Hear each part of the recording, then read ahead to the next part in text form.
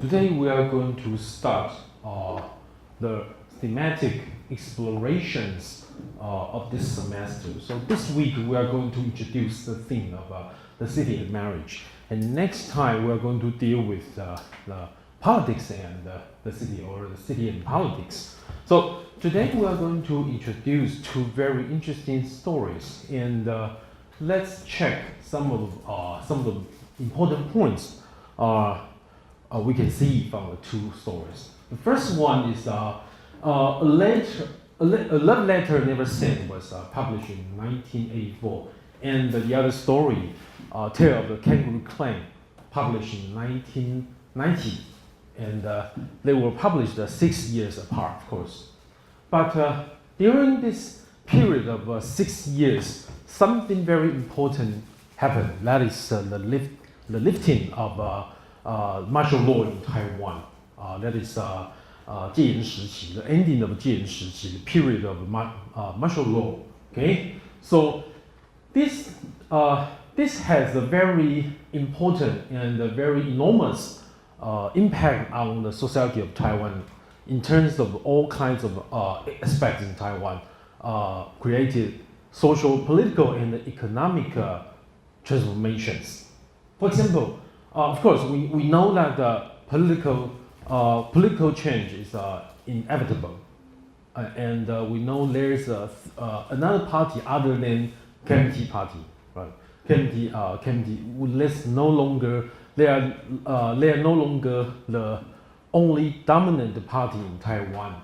More and more people chose to support the DPP. Okay, so DPP established, I think it's in 1987 or 1986. Okay, this is the political aspect of Taiwan, and we know that after martial law was lifted, there's more and more television stations, more and more newspapers in Taiwan.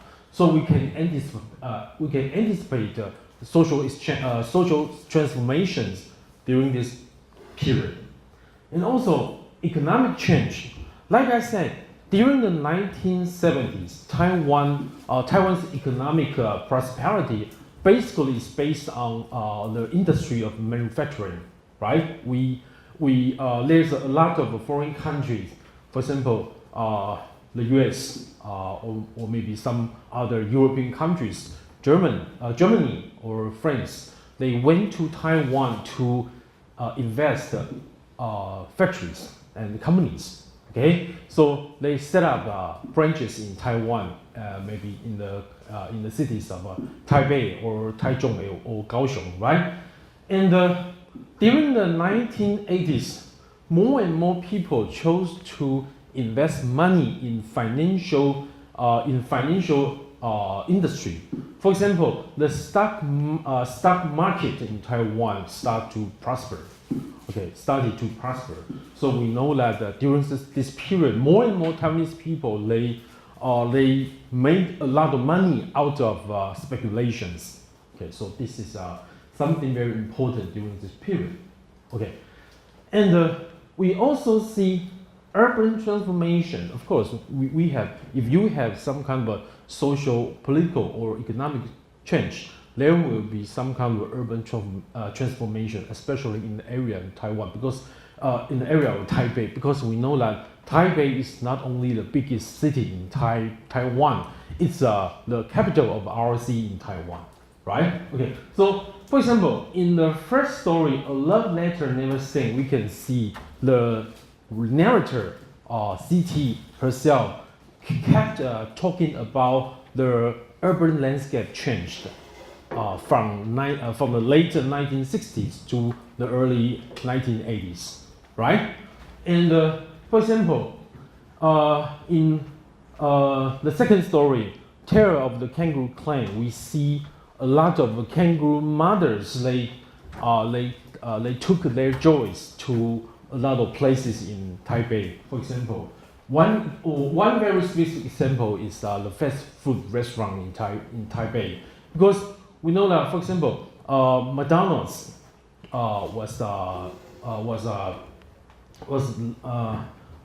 McDonald's started its business in 1984 in Taipei. Okay, so we know that that is the period when the Western fast food industry, chain stores, they invaded Taiwan. Okay, so here's are several important things. And one last point is that the form of these two stories, the form of the narration, because we know that the first story is written in the form of a letter. So it's the title of the story is Love Letter Never Sent. So basically, we can only know the perspective of the narrator. We don't know what GL, what the narrator's husband, what Xia thought about. We only know what the narrator thought about. And in the second story, The Tale of a Kangaroo Clan, it's more like it's not.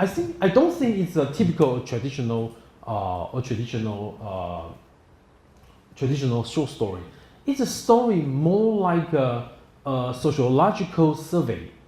Don't you think so?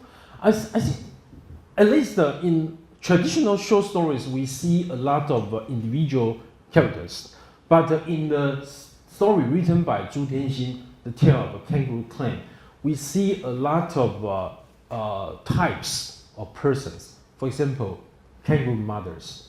For example, the Joyce and the husband of the mothers. And we also see privileged single woman or privileged single man.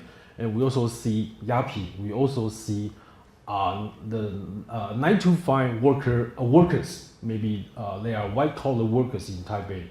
Okay, these are types of person, not individual characters, right? Okay, so this is something very special about these two stories. Okay, so let's get started with the first story, A Love Letter Never Sent. I think, okay, this is the pictures of the two writers. One is the first is Li Yang, and the second one is Zhu Tianxin. Okay.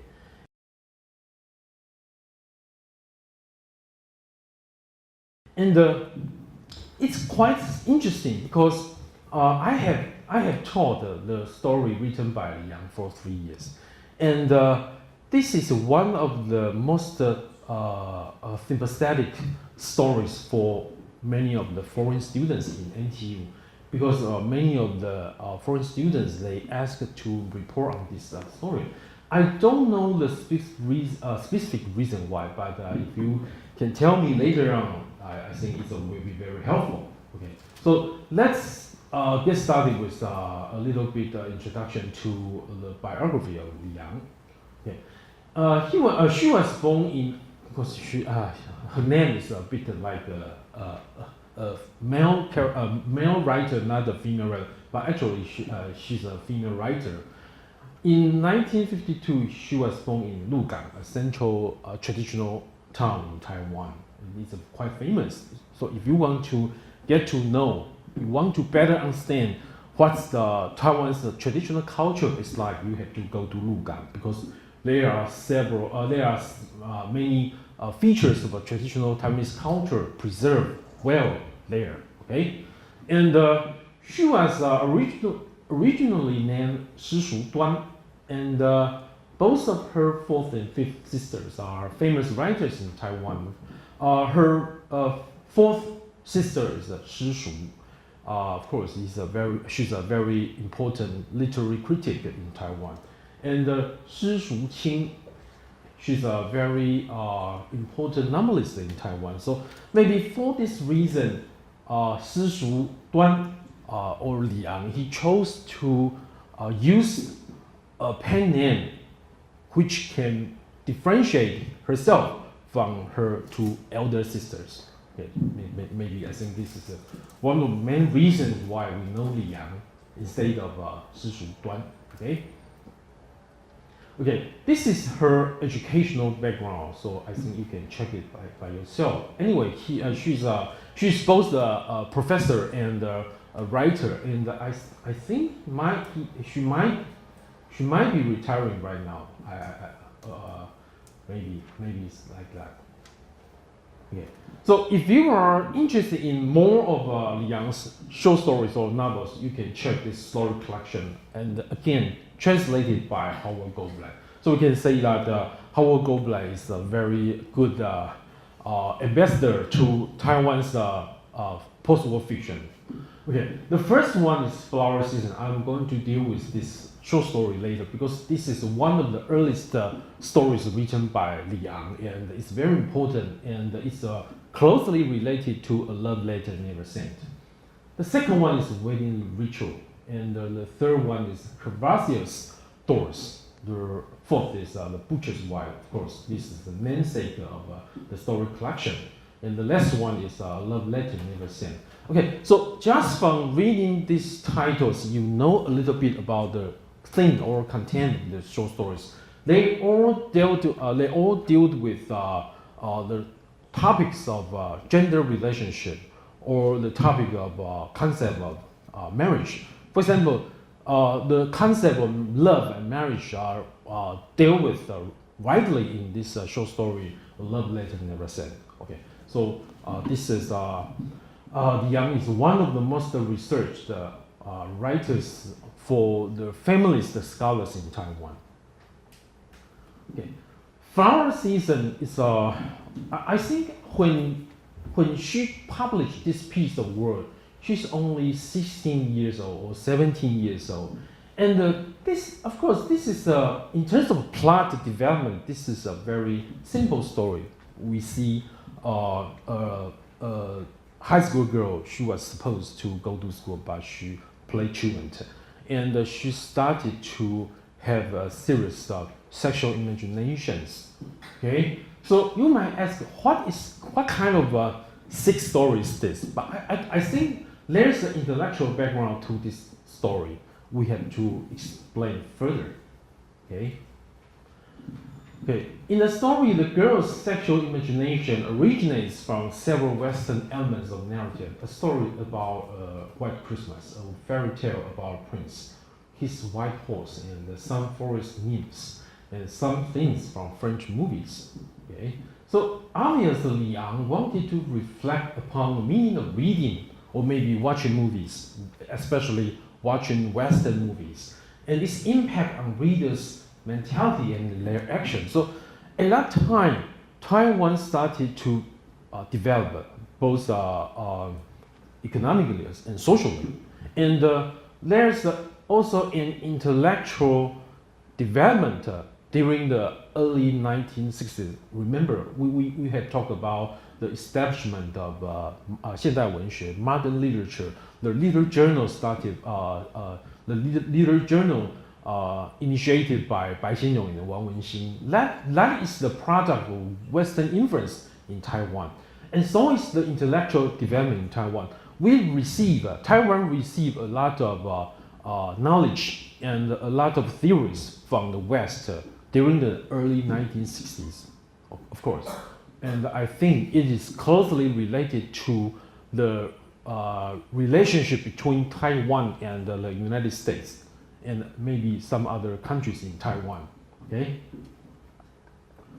And in A Love Letter Never Sent, we also see Li Yang try to discuss this problem because we know that Western influence is a symbol of we can say that it's a symbol of modernization. Many of the countries in the world, they try to modernize themselves. For example, Japan is a country, they try to modernize themselves during the second half of the 19th centuries, right? And many of the underdeveloped countries in the world, they try to modernize themselves after the contact with Western theories and Western knowledge. Okay, so this is especially true in the case of this story because we see the narrator, the narrator of this letter or this story, CT herself. She read a lot of stories written by Western writers, and this has a great impact on her concept of love and maybe her concept of marriage. Okay, so we see this passage in A Love Letter Never Sent. It writes, when most other girls were going out on dates, I could only look on, eventually losing myself in one novel after another. So her knowledge or her concept of love is not formulated after direct contact with male of her same age, right? Her concept of love is formulated after reading. Okay, so this is something, I don't think this is something right. That's why I read novels, all kinds of them, from the so-called classics by women novelists to bestsellers that are available in bookstores. For example, we can say that maybe Jane Austen might be one of the novelists the narrator read about, because we know that Jane Austen wrote a lot of stories, a lot of novels about love. They are all love stories. For example, Pride and Prejudice, Emma, and Sense and Sensibility. They are all stories about love.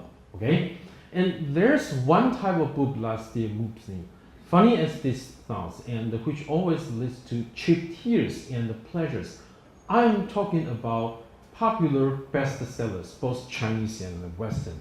So please pay attention to this adjective, cheap tears and pleasures, because we know that the story is narrated in flashback.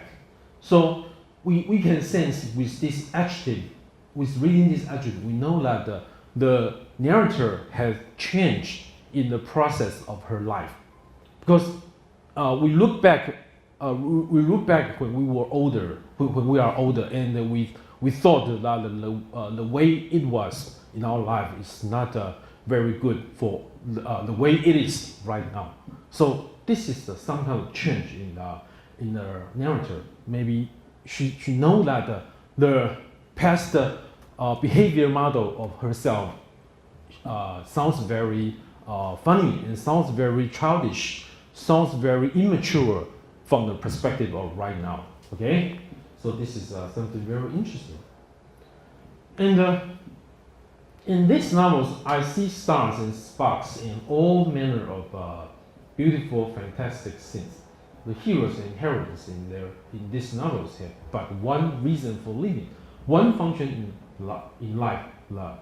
How beautiful that is! Love, especially a love that's fortified by adversity and filled with countless embraces, warm tears, and love and hate, moved my young girl's heart like nothing else in the world could. Never in my wildest dreams would I have believed that this kind of love story could have taken hold of my heart and become such an important part of my life. So from this passage, we know that she experienced all kinds of embraces, warm tears, and love and hate.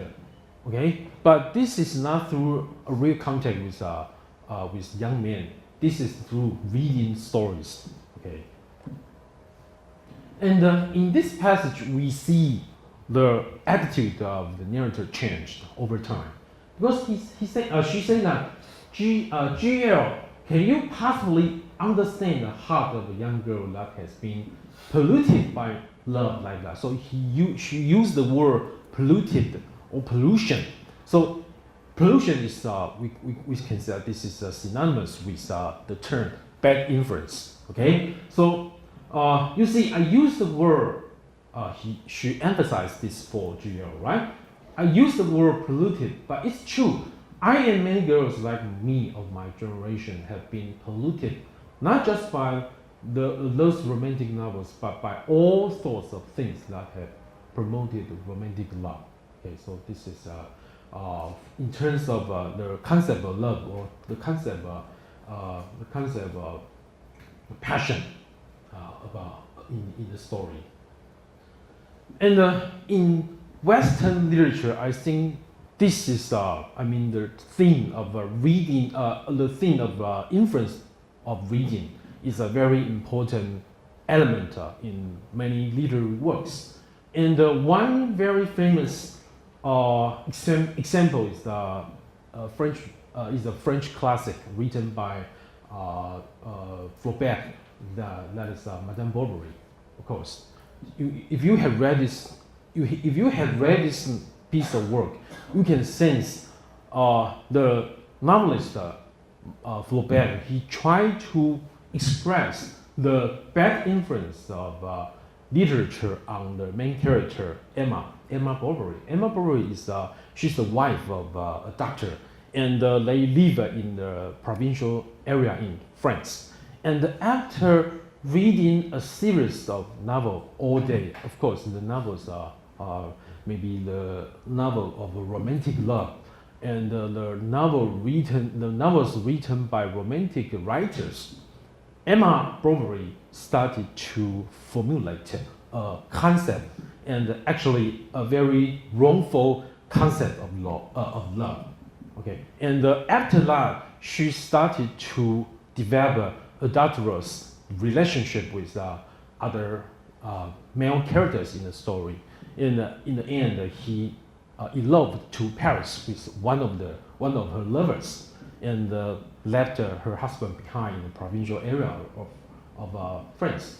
But at the end of the story, she died. She committed suicide and left her daughter and a lot of debt to her husband. And in the end, I believe I remember that her husband also died because her husband is much older than her. Okay, so basically this piece of work, Madame Bovary, is a representative work of a French naturalism and realism, and this is written to criticize the idea of literary romanticism. Okay, so we can see the similarities between this piece of work and the Love Letter Never Sent and the Flower Season. Okay, so basically the story, besides the discussion of influence of reading on characters in the story, there is a description of an intellectual landscape in Taiwan during the 1970s or the later 1960s. Okay, the narrator say that, how could I have been unmoved by this? Back in the later 1960s, many of us who consider ourselves young people of insight and intelligence entertain ourselves mainly by staying up all night getting drunk, engaging in idle talk and singing, occasionally taking in a movie or watching a performance at City Hall. That was before cultural performances were held at the Sanderson Memorial Hall, if you will recall. By then, existentialism and the psychoanalysis were considered passé, but we were still discussing Sartre, Camus, Jung, and the latter progressive woman who vowed never to marry, Simone de Beauvoir. Okay, so this is the narrator tried to represent the intellectual landscape of Taiwan during the later 1960s and the early 1970s. Okay, so and we know that this has a greater influence on Taiwan during that time. So we can say that change is one of the main topics in the story.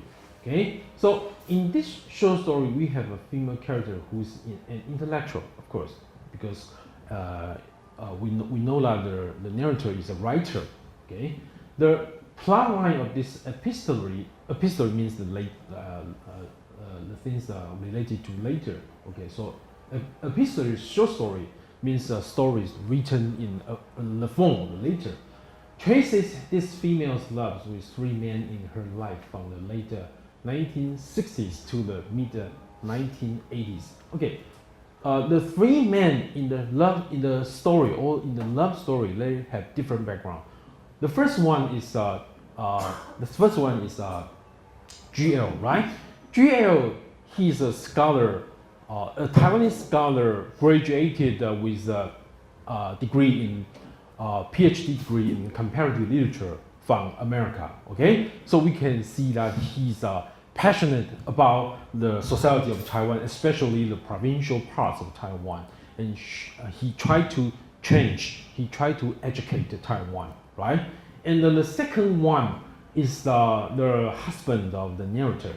He's a businessman, and we can see that he also changed because this is the writer Liang tried to talk about the nature of marriage, because we know that from this character we know that there are a lot of husbands change their mind after getting married. Okay, so we know that this is the second male character in this story, and the third character is a publisher of a financial magazine, or maybe business and economic magazine, right? And this is a very famous and very successful magazine, and the narrator met this character through the project of writing. Okay, so these are the three characters in this story. Okay, so in a story we can find a lot of passages used to describe transforming urban landscapes, because we know that the stories develop in the span of maybe more than 10 years, right? Okay, so of course the city changed a lot over time. And this kind of transforming urban landscape imply an even more important transformation, the changes of people's way of thinking.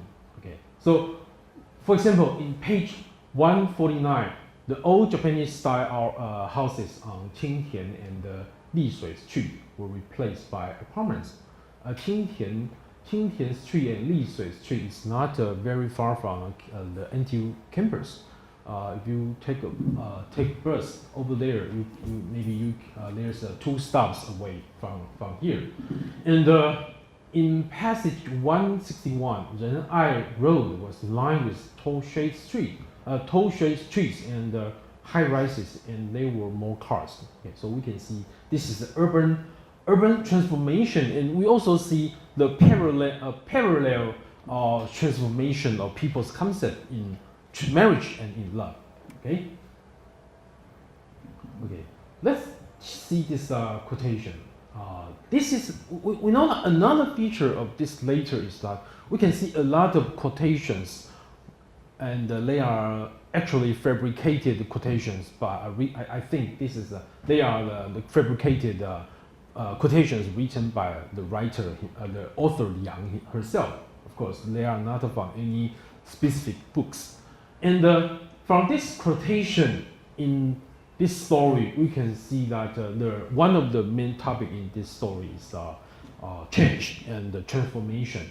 Okay, Taiwan is a changing society, one that's making the transition from agriculture to industry. During this transition, pronounced changes in society's values are evolving at the same time, particularly where relationships between the sexes are concerned. Okay, so this is the place where Liang tried to express the influence of social political change on the development of a gender relationship. Okay, so the traditional family values of marriage and the traditional values of love should be changed over time. Okay, and the dual moral standard of a man and a woman have become a matter of a serious debate. This is quite a traditional concept in Chinese society, because in traditional Chinese society, a man with a deceased wife, a widower with a deceased wife can remarry. He can get married with another woman. But in traditional society, if you are a woman and your husband died, you cannot get married again. You should be, in order to preserve your chastity, you have to stay unmarried for the rest of your life. I think this is a very cruel society value and a very cruel system. But this is the way it works. It once worked in traditional Chinese society. So what is in question here is this problem. Liang tried to challenge this kind of traditional concept with this quotation. And for example, we can put this into the context of a story. We can consider that if the husband of the narrator can have extramarital affair, why cannot the narrator herself have this kind of extramarital affair with another man, or maybe she can be a third person with Sha, because we know that Sha is a married man, right? Okay, so this is a debatable topic in this short story. Okay, so we can see a lot of change in gender relationship, in terms of the gender relationship. So this thing is reflected in the following points. First one is extramarital affair. Like I said, we can see that all of these three relationship of narrator face this kind of a situation. In the first relationship with GL, we see that GL is a married man, right? Okay, and in the second relationship, we see the husband is having an affair with a nightclub hostess. And in the third story, like GL, Xia is also a married man. Okay, this is a problem of extramarital affair. And we also see arranged marriage. Arranged marriage is also a traditional concept in Taiwan, traditional Chinese concept in Taiwan. And after the failure of her relationship with GL, the narrator say that she did not try to commit suicide. She decided to agree with the family's arrangement of this kind of marriage for her, right? But this, I think the decision in the end proved to be wrong. We know that because this arranged marriage is not built upon built upon mutual understanding of the couple, right? Okay, so this kind of marriage tends to fail. And what does the marriage mean to her? I think in the first in the middle part of the story, I think the narrator tried to tell us that her concept of marriage is she saw that this kind of system, this kind of social system is sacred, because she can tell this from the relationship between GL and his wife. She thought that this is sacred. But after her own marriage crumbled down, she started to suspect this kind of sacredness of the marriage. Okay, so the concept of marriage changed over time. And we can see a lot of change of the female protagonist. And of course, we can also see the change of the female protagonist's husband, but that is another matter. We can see mainly the change of the female protagonist. Okay. Okay. So this is from one of the passages in the story. My agreeing to the arranged marriage was not like the stories in novels or in the movies, where the disheartened heroine gives herself up. Quite the opposite. I base my decision on my reverence for the institution of marriage and family. When I saw your wife, your means the GLs, okay? When I saw your wife sitting at your desk performing her wifely duty of straightening up the manuscripts, because we know that in the story, GL was arrested for running a magazine, which is, I think this is against the martial law magazine, okay? A magazine which is against the martial law. I was moved beyond words and was sure that after my crazy infatuation with you, no one but a lifelong companion could ever love you like I did. Okay, so this is the original concept of marriage of the narrator.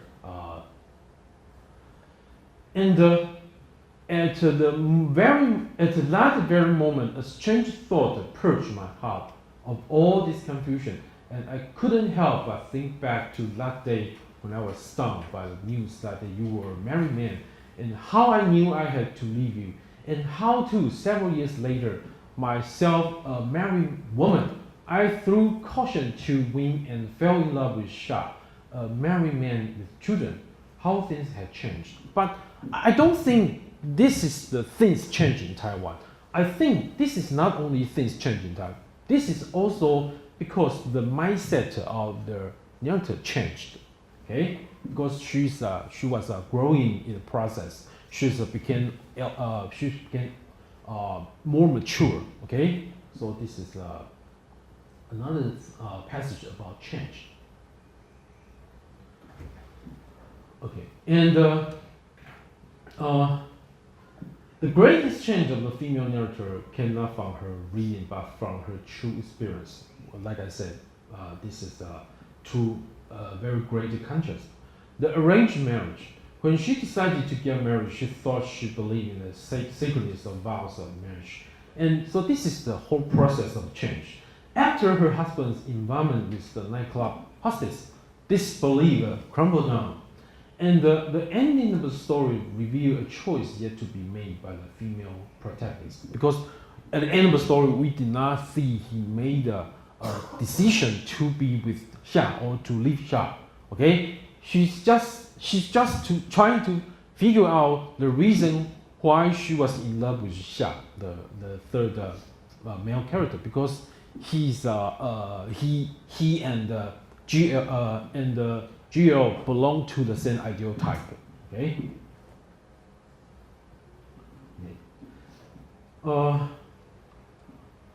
This is the change of the conceptual change of the narrative CT.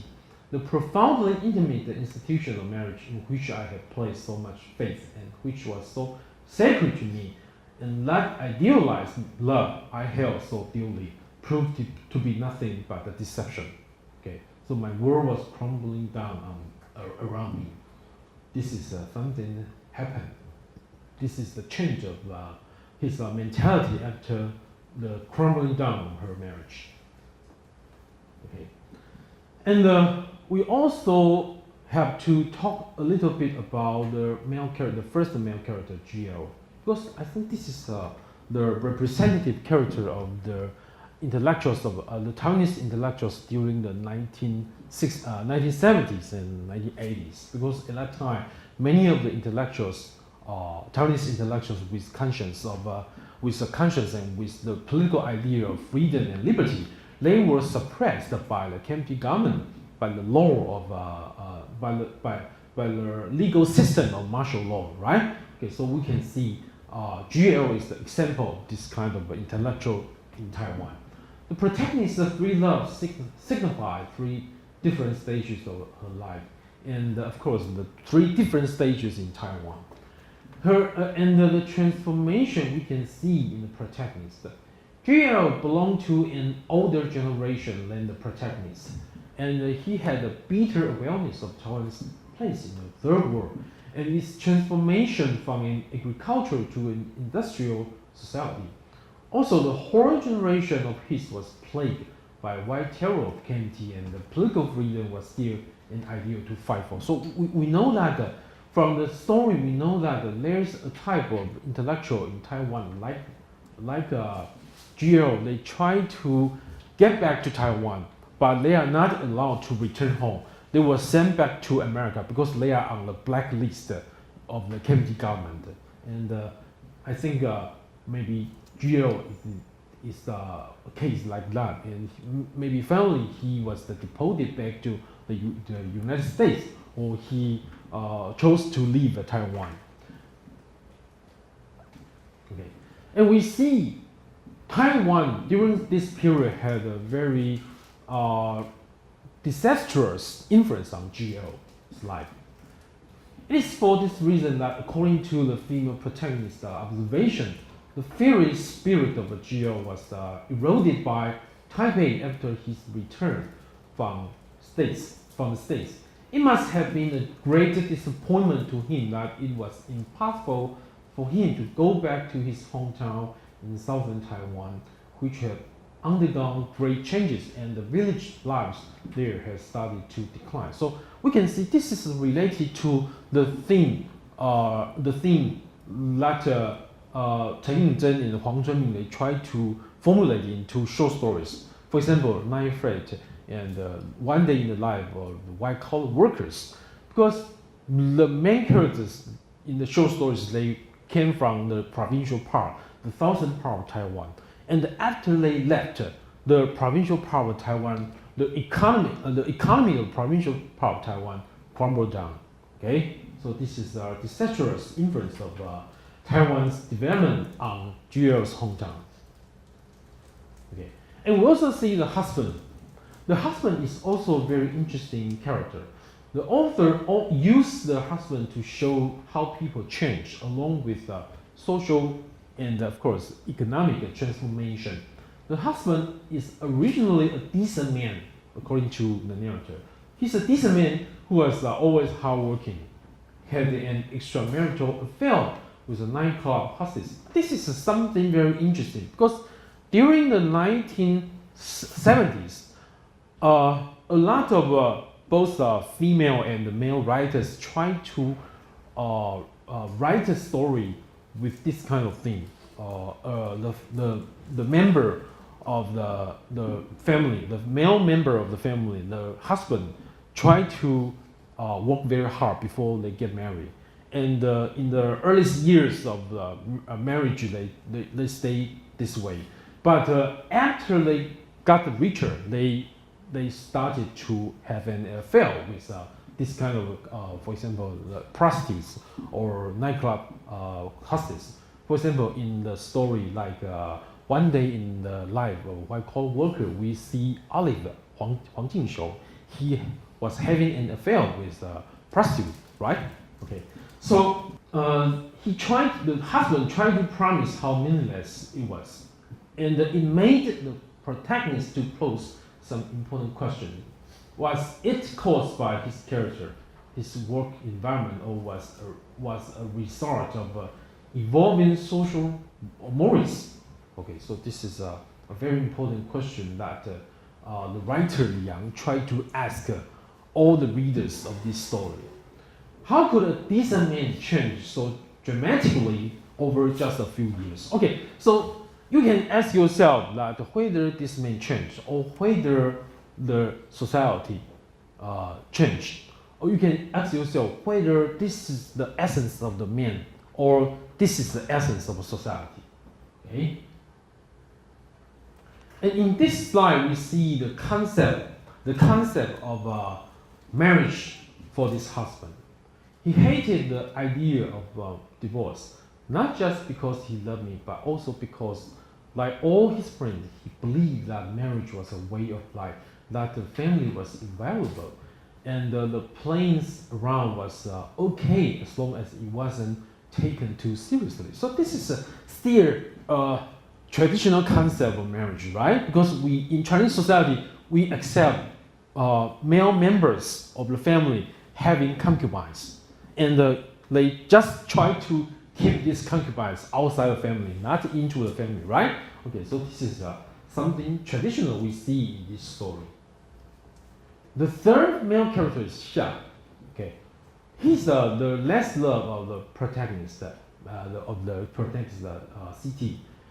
Xia and GL were much alike. In the anime of the later, we see the protagonist started to develop a clear idea of love because she stated emphatically that she might accept Xia someday, but it would not be due to the two men's similarities, but because of her love for Xia. Okay. And also, she claimed that maybe both GL and Xia belong to the same ideal type, which she preferred. But I think this is a debatable point because according to the perspective of the narrator herself, this is because of she had the ideal type, and both GL and Xia belong to this ideal type. But we can also ask that: is it really the case, or is it because that she still was in love with GL, so she chose to be in love with Xia? So this is a question that we can ask by ourselves. Okay.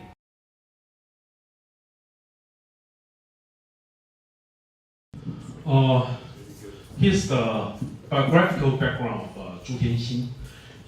She was born in Kaohsiung. We know Zhu Tianxin has an elder sister, Zhu Tianwen. Zhu Tianwen was born in Taipei, and Zhu Tianxin born in Kaohsiung. So we can know that their father, Zhu Xining, is both a writer, and a soldier. Actually, he's an officer from mainland China, And so they move around a lot. Okay, so while the elder sister was born in Taipei, and Zhu Tianxin, the younger sister, was born in Kaohsiung. And Kaohsiung is a place where many of the military units of KMT government are based on. Okay, and her husband, Xie Caijun, actually her husband is Taiwanese, not a mainlander. He's a very renowned literary and cultural critic in Taiwan. So you can read a lot of newspaper essays or articles written by her husband Xie Caijun or Tang Nuo in Mandarin. Okay, and just from some of the allusions or some of the passages in this story, we can know that Zhu Tianxin is a political activist, and this kind of feature is more obvious in the later two stories in this semester. Of course, the 19 Days of New Party and Breakfast at the Tiffany's. Okay, Zhu Tianxin has been a political activist since the early 1990s, and we know that the 1990s is a pivotal political development period in Taiwan, because during that time, Taiwan had the first Taiwanese president ever in the history of post-war Taiwan period. That is President Li Denghui. And many of the mainlanders in Taiwan, they felt they were threatened politically, so they chose to leave. KMT government, and they formed another political power in Taiwan. So that basically that political force is constituted by mainly mainlanders. Okay, and Zhu Tianxin was one of the members of that political force. She campaigned for the membership of ROC National Assembly in 1992, for the legislator's position of legislative yuan in 1995. So it's quite unusual for a writer in Taiwan, because most of the writers in Taiwan, they are politically disengaged to the Taiwanese society. So she's quite different. And in 2006, after the corruption scandals of President Chen Shui-bian broke out, she joined the million people campaign to depose Chen Shui-bian. Okay, so she's a political activist. Okay, and if you are a reader of Zhu Tianxin's stories, you can see she used a lot of literary element of intertextuality. Intertextuality means that you write a story, but you always refers your story to another story. For example, in this story, we can see that later on I'm going to explain the intertextuality of this story, but let's look at her story collection first. She wrote a story collection, The Old Capital, Gudu, in the 1990s. Is one of her representative works. And interestingly, she used a lot of titles of foreign literary works as the titles of his stories. For example, Thomas Mann's Death in Venice, and Truman Capote's Breakfast at Tiffany's. That is the last story of our semester. And Yasunari Kawabata's The Old Capital, and it's Kodo in Japanese. Okay, so she likes to use this kind of intertextuality for writing stories. Okay, so here are some points and questions of this story, and it was published in 1990. In the first part of the story, the narrator says that this story is written for those who are not of the Kangaroo clan.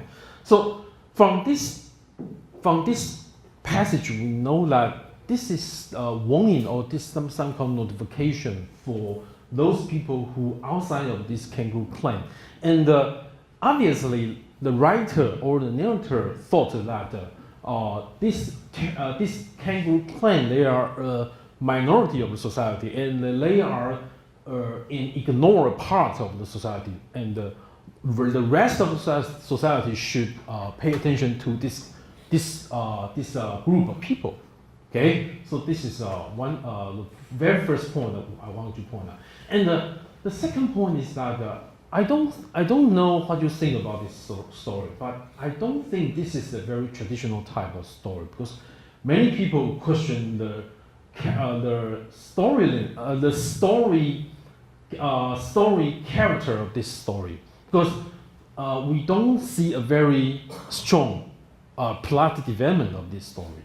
Okay, and I think from my own perspective, this is more like a sociological survey, not a story, because you can say that this is a sociological survey about the death of several kangaroo mothers that has been reported through newspapers in Taiwan during the 1970s. Okay, and we have two main characters, and one kangaroo mother and their joy, right? And we also have the husband or the father as I think this character is something between main character and the minor character, because actually he's a part of the family, but he's always away from home. He's always working, so I don't think he's a main character. And in this story, we see a lot of types of person. They are the characters of this story, but they are not individual characters. For example, they are childless couples. They are privileged single. They are yuppie. They are the 9-to-5 crowd, etc. So we can see a lot of types of person, not individual characters in this story. And we can see a lot of places in this story, according to this writer Zhu Tianxin. She tried to depict a certain kind of urban life. Okay, so this urban life might be different from the urban life in Taiwan during the early 1980s or even the 1970s. Okay, and in the story there is a lot of message delivered in the story. Okay. First of all, we want to take a very quick look at the story structure. This story can be divided into 6 parts. First one is the prelude. It's a general description of the client. And section 1, he used this kind of a section title. Once upon a time, this is a catchphrase for storytelling, right? Once upon a time, blah, blah, blah, right? Okay, so once upon a time, long time ago. Well, no, it actually wasn't so long ago. There was a kangaroo king. So basically, just from reading the title of this section, we know that the writer tried to tell us that the problem or this social phenomenon of kangaroo clan is not something in the past or not something in the future. It's something in the present time, right? Okay, and the second section or third section, because if you can conclude prelude in one of the sections is the third section. She has no life, and I think the second and the third section has the same function, because the narrator or the writer is telling me what is the social problem with all this kangaroo clan. Okay, she has no life and she has no friends. Most of these 2 sections are talking about the miserable life of the kangaroo mothers. Of course, if the mother is miserable, the joys cannot be very good. Okay, so she has no life. She has no individual life. She has no identity in her everyday life, and she has no friends. And the narrator tried to tell us the reasons why she has no real friends. Okay, later on we are going to explore this topic. Okay, so the last 2 sections are about the even more serious problem of there's a great possibility that these kangaroo mothers are likely to commit suicide. Okay, so the 4th section is so she wants to die, and the 5th is she has just died. Okay, and this is actually this is a intertextuality technique used by Zhu Tianxin. these sentences were quoted from a historical writing of Chinese history. That's in Chinese the Han Shu, the history of Han Dynasty. The writer is Ban Gu. Okay, actually, you know that there's two parts of the Han Dynasty. One is the West Han Dynasty, and the other is the East Han Dynasty. And the Han Shu is about the first part of Han Dynasty. That is the West Han Dynasty. Okay, and the writer of this historical writing is Ban Gu. And these sentences are quoted from this work, Han Shu. So this is the literary technique that Zhu Tianxin used to further deliver her implications of the section titles.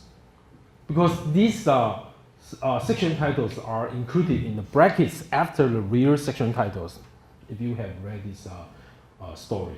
Okay, so in the brackets after the first section title, in the north there's a beautiful maiden, and the second forgotten and alone. So we know that the second section, the title of the second section, the official title of this second section is "She Has No Life," because she has no life, so she's forgotten and alone, or maybe she's forgotten and alone, so she has no life.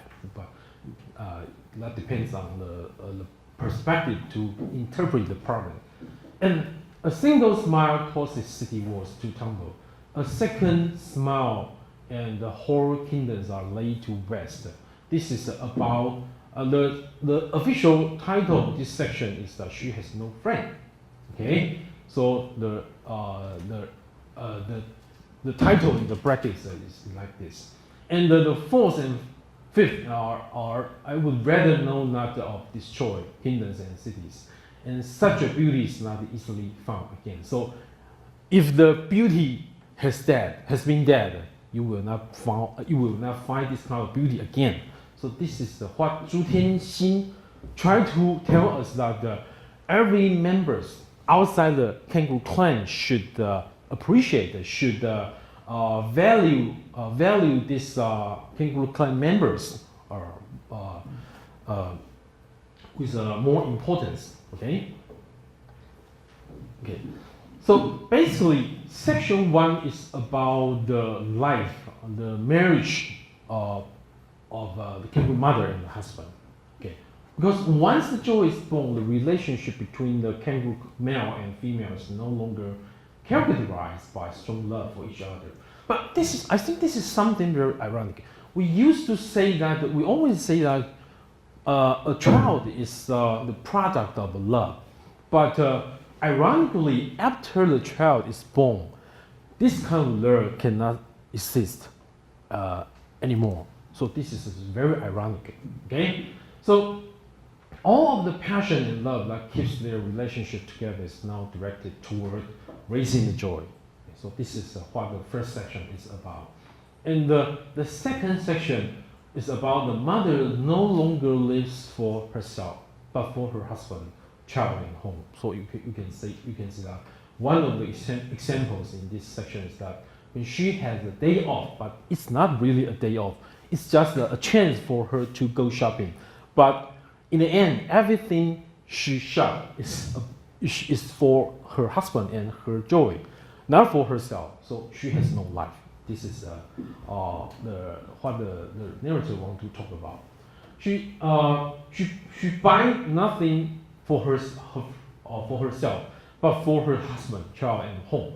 And the anxiety of leaving her joy at home prevents her from relaxing. Okay, so this is the life, the problem of the life of kangaroo mothers. And the third section is entitled "She Has No Friend." In this section, the narrator or the writer tried to tell us the privileged singles and childless couples are incapable of being friends with kangaroo mothers because they don't understand what the kangaroo mother experiences every day. This is the first point. So they become estranged. And the second point is that since kangaroo mothers, they are similar to each other because they all have their own joy, right? But after they contact each other and after they form some kind of relationship, it became very clear that there's no real friendship between kangaroo mothers because all they talk about is about their own children, not about themselves. That is not a real friendship, at least from the perspective of the narrator of the writer. Okay, so the section is entitled "She Has No Friend," and the fourth section. Let me read this passage. If we were to take the act of thinking about dying as the spiritual equivalent of actual dying, then the vast majority of kangaroo women would have the record of dying one or more times. This is talking about that the social phenomenon that maybe all of the messiness of everyday life tends to drive kangaroo mothers crazy. Okay, so at the point, to the point of driving they crazy and they want to die. Okay. And the last section is, I think this is a hypothetical section because maybe we know that maybe that is a lot of stories of the kangaroo mothers covered in newspapers. And the writer, or Zhu Tianxin, trying to remind us that there are actually a lot of kangaroo mothers. They try to commit suicide, and some of them succeed. In one of the what-if scenarios, the narrator says that after the death of a kangaroo mother, from this passage we can know that how alienated from each other are the kangaroo mother and her husband. Okay, the husband would probably say, "We never fought at all. At the very least, aside from the last few days before she died, we didn't have so much as a disagreement." So this is one feature of the marriage that some kind of this kind of marriage lacks mutual understanding. Naturally, I had some social obligations connected with work. That is something a man can avoid in his work. But the holidays and weekends I absolutely always kept for her and the kids. So that is a problem revealed in this last section. Okay, so there are some main messages in this story. For example, ordinary people, that is the social members of outside the kangaroo clan, we tend to ignore the members of this clan. So in this section or in this part, we can see that they go to a lot of places ignored by members outside the kangaroo clan, and this is, I think, according to the perspective of the writer, this is a new way of life in Taipei City, because there's a lot of new places in the city, and they take their joys to go to these places. Okay, so he said that if you are in the 9 to 5 crowd, you absolutely will have no opportunity to encounter them, because at the time they went out, you were at work, right? That is because the time during which you are at work is precisely the time during which they come out, return to their dance. If you are a childless couple, you have a previous chance of bumping into them. Okay. Think about it. Since you rose to your present social level, how often have you gone to a department store where they have discounts and the end of season sales, or a local community park, McDonald's, Kentucky Fried Chicken, the municipal zoo, or the Chiang Kai-shek Memorial Hall? Okay, so these are the places where the kangaroo mothers will take their joys to. Okay, and there's a reason why the kangaroo mothers always take bus reviewing in this section, in this story, because they want to save the money for the kiddie ride machines, so they have no life. They just save the money for their own kids, for the special summer meals offered at fast food restaurants. So in another message is that we see a lot of different types of people use different measurement for money. And in this passage, the narrator says that to represent the $5, $100, $500, $1,000 that we use, or 1/10 of their husband's salary, what they often use is a bottle of yogurt drink, a cassette tape of the story of Little Miss X, a child's ABCs, or an introduction to classical music, a box of Pampers, a barrel of Lego. Lego is plugged in wood, right? And in the story, we also see the way the writer tried to depict the husbands of the kangaroo mothers. Okay, in this passage, the narrator says that the master of our main protagonist household is just such one. At 30, his monthly salary was temporarily fixed at 40,000 NT. And according to statistics published from a survey for the year 1990 by the Ministry of the State, this only just keeps them above the level of a low-income household in Taipei City. So from this quotation from the in brackets, we know that the writer tried to tell us that Taipei has a higher and higher living standard, and almost too high for these kangaroo families. Okay, so his weight is 10 kilograms heavier than before his marriage. And once in a long while, he takes the children to the campus of National Taiwan University to fly a kite or to run a remote control car, while admiring or making fun of the ball skills and the exertions of university students locked in the barrel of the basketball court. He may secretly feel sadness at the way his midriff has grown so quickly.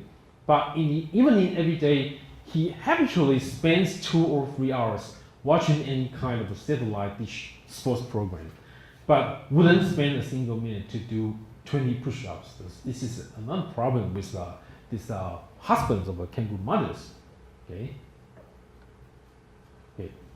So from the later part of this story, we see the writer tried to, maybe I think he tried to try to offer a question to enable to the readers to think about, is it fatal? I mean, the death of the kangaroo mothers fatal? Is their death fatal? Is their death unavoidable? Okay, so is it true that any woman who marries and has a kid is doomed to the inevitable life of the kangaroo mother? Because from one of the passages in the story, the narrator says that the girl you love in future will also become a member of the kangaroo clan. Okay, so this is the way to raise or some kind of social awareness of the reader. That she wants the readers to pay attention to this kind of social phenomenon.